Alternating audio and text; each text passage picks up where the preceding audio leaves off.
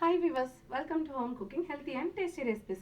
இன்னைக்கு நம்ம கிச்சன்ல நம்ம பார்க்க போறது ஒரு ரொம்ப ஆந்திரா ஸ்பெஷல் ஒரு ரெசிபி சிக்கன் வச்சு மிரப்பக்காய கோடி வேப்புடு. அது எப்படி செய்யறது அப்படின்னு பார்க்கலாங்க. அதுக்கு வந்து நான் சிக்கன் வாஷ் பண்ணி வச்சிருக்கேன். மசாலா எல்லாம் இன்னும் ப்ரிப்பேர் பண்ணல. ஃபர்ஸ்ட் வந்து நான் ஒரு pan வச்சுக்கிறேன். panல கொஞ்சமா ஒரு 1/2 டம்ளர் அளவுக்கு வாட்டர் சேர்த்துக்கிறேங்க.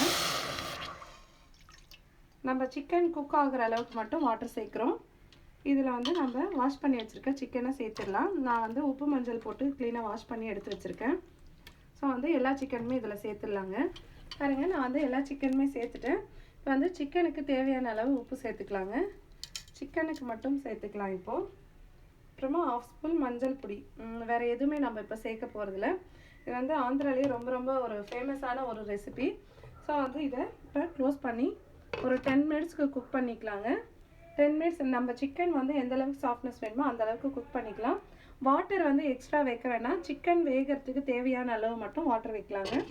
ஸோ 10 மினிட்ஸ் இது குக் ஆகிறதுக்குள்ள நான் மசாலா ப்ரிப்பேர் பண்ணிடுறேங்க. பாருங்கள், நான் வந்து இப்போ தேவையான திங்ஸ்லாம் எடுத்து வச்சுருக்கேன். ஆனியன்னு, இஞ்சி பூண்டு பேஸ்ட்டு, டொமேட்டோ வந்து ஒரு சின்ன டொமேட்டோ தான். இது வந்து ஆப்ஷனல் தான். ஸோ கொஞ்சம் டேஸ்ட்டு நல்லாயிருக்கும், அதனால் எடுத்து வச்சுருக்கேன். ஸோ இப்போ வந்துட்டு இந்த மிரப்பக்காய கோடி வேப்புடைய ஸ்பெஷலே என்னென்னா வந்து நம்ம ரெட் சில்லிஸ் வந்து நான் வந்து ஒரு 15 ரெட் சில்லிஸ் எடுத்து வச்சுருக்கேங்க. ஸோ வந்து இதை நல்லா பேஸ்ட் பண்ணிக்கணும். கொஞ்சம் லைட்டாக வாட்டர் விட்டு ஃபைன் பேஸ்ட்டாக எடுத்துக்கலாங்க. இந்த ரெட் சில்லிஸ் இல்லை நாங்கள் க்ரீன் சில்லிஸ் யூஸ் பண்ணுறோன்னா கூட அந்த பழமாக பழுத்த மாதிரி ரெட்டிஷாக இருக்கும் இல்லைங்களா, அதை வந்து நம்ம காரத்துக்கு தகுந்த மாதிரி எடுத்து பேஸ்ட் பண்ணிக்கணுங்க.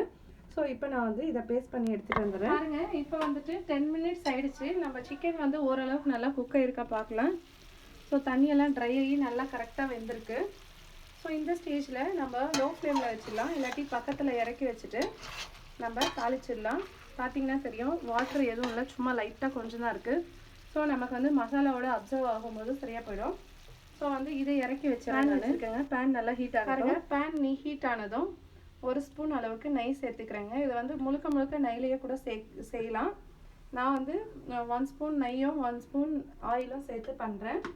வேணுன்றவங்க ஃபுல் நெய்லேயே கூட செய்யலாங்க. அப்போ தான் வந்து அந்த டேஸ்ட்டு சூப்பராக இருக்கும். ஸோ ரெண்டுமே சேர்த்தாச்சு. இது நல்லா ஹீட் ஆகட்டுங்க. பாருங்கள், எண்ணெயும் நெய்யும் நல்லா ஹீட் ஆனதும் நம்ம கட் பண்ணி வச்சுருக்க ஆனியன் இதில் சேர்த்துடலாங்க. எல்லா ஆனியனுமே சேர்த்து கொஞ்சம் நல்லா வதக்கி விட்டுக்கலாம், கண்ணாடி பதத்துக்கு வர மாதிரி. பாருங்கள், இது வந்து ஓரளவுக்கு நல்லா வதங்கிருக்கு, லைட்டாக கலரும் சேஞ்ச் ஆகிருக்கு. ஸோ இப்போ வந்து நான் வந்து 1 ஸ்பூன் அளவுக்கு ஜிஞ்சர் கார்லிக் பேஸ்ட் வச்சுருக்கேன். கொஞ்சமாக ஒரு சின்ன டொமேட்டோ வந்து ஆப்ஷனல் தான், வேணும்னா சேர்த்துக்கலாம். நான் வந்து கொஞ்சம் சேர்த்தா அந்த டேஸ்ட் ரொம்ப சூப்பராக இருக்கும், அதனால் நான் வச்சுருக்கேன். ஸோ இது கொஞ்சம் நல்லா வதக்கிக்கலாம். பாருங்கள், இப்போ வந்து மசாலாவுக்கு தகுந்தப்பில் கொஞ்சமாக உப்பு சேர்த்துக்கலாம். அது வந்து ஆனியன் டொமேட்டோஸ்லாம் நல்லா சீக்கிரமாகவும் குக் ஆகும், டேஸ்ட்டும் நல்லாயிருக்கும். ஸோ இது கொஞ்சம் நல்லா வதக்கட்டுங்க. பாருங்கள், மசாலாலாம் ஓரளவுக்கு நல்லா குக் ஆகிடுச்சு. இப்போ வந்து இதில் காரப்பொடி மசாலா சேர்த்துடலாங்க. ஃபஸ்ட்டு நான் வந்துட்டு மஞ்சள் பொடி 1/2 ஸ்பூன் சேர்க்குறேன். நம்ம ஆல்ரெடி சிக்கன் குக் ஆகும்போதே மஞ்சள் பொடி சேர்த்துருக்கோம். ஸோ வந்து இப்போ ஒரு 1/2 ஸ்பூன் சேர்க்குறேங்க.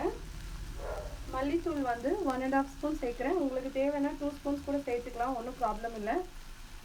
அப்புறமா வந்து காரத்துக்கு வந்து நம்ம பேஸ்ட் பண்ணியிருக்கோம்.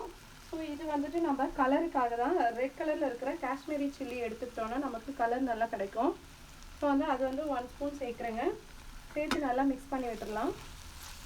எல்லா மசாலா பொடியும் போட்டு மிக்ஸ் பண்ணிவிட்டு ஸோ வந்து இப்போ ஃபைனலாக வந்து கரம் மசாலா 1/2 ஸ்பூன் சேர்க்குறோங்க.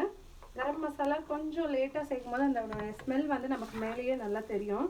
ஸோ அதனால தான் மற்ற மசாலாலாம் சேர்த்துட்டு நான் கரம் மசாலா சேர்த்தேன். இது ஒரு 2 மினிட்ஸ்க்கு நல்லா மசாலாலாம் ஃப்ரை ஆகட்டுங்க. பாருங்கள், மசாலாலாம் நல்லா ஃப்ரை ஆகிடுச்சு ஒரு 2 மினிட்ஸுக்கு. ஸோ வந்து இப்போ நம்ம இதை வந்து சிக்கனில் ஆட் பண்ணிடலாங்க. அந்த சிக்கன் முதல்ல நம்ம குக் பண்ணதை எடுத்து வச்சுருக்கோம் இல்லைங்களா, ஸோ இதில் வந்து நம்ம எல்லா மசாலாவையும் ஆட் பண்ணிடலாம்.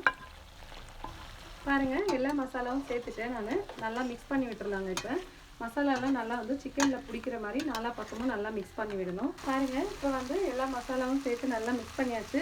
இப்போ வந்து நம்மளுடைய மெயின் திக் அந்த சில்லி பேஸ்ட் பண்ணி வச்சுருக்கோம் இல்லைங்களா, ஸோ வந்து இதுக்கு வந்து ரொம்ப மெயினாக வந்து நம்ம வந்து இந்த ரெட் சில்லி பேஸ்ட் போடும்போது தான், அந்த ரெட்டிஷாக வரும்போது தான் அதனுடைய ஆந்திரா ஸ்பெஷலே வந்து நமக்கு ஃபுல்ஃபில் ஆகும்.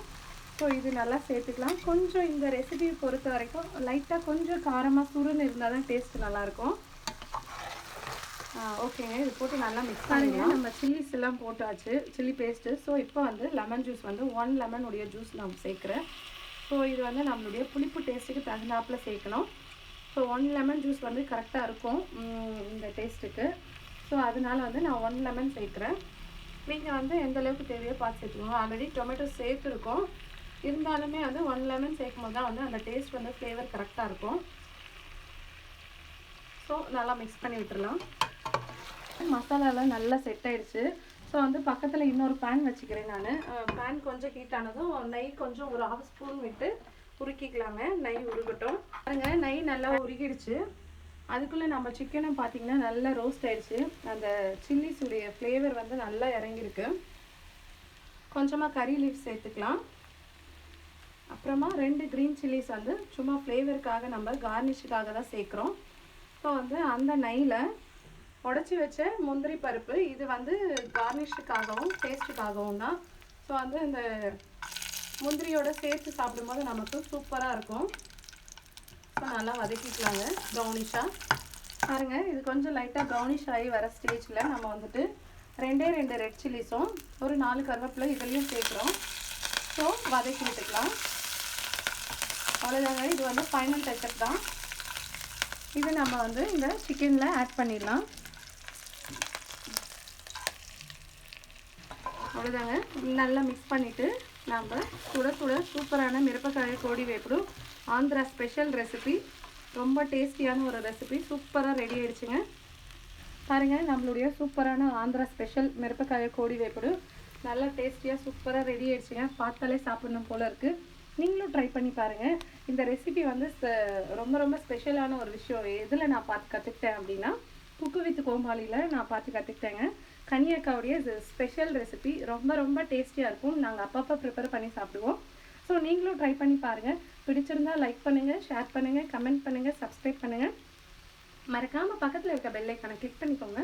அப்போ தான் நம்ம சேனலுடைய அப்லோட்ஸ்லாம் உங்களுக்கு உடனுக்குடன் தெரிய வருங்க. தேங்க்ஸ் ஃபார் வாட்சிங்.